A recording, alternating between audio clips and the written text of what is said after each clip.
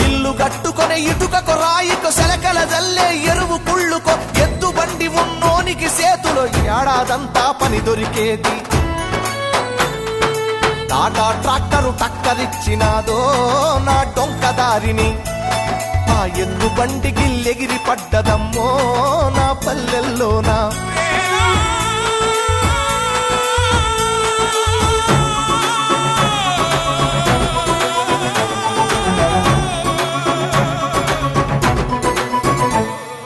తొలకరి జల్లుకు తడిసిన నేల మట్టి పరిమళాలేమైపోయర వాన పాములు నత్త గుల్లలు భూమిలో ఎందుకు బతుకుతలేవు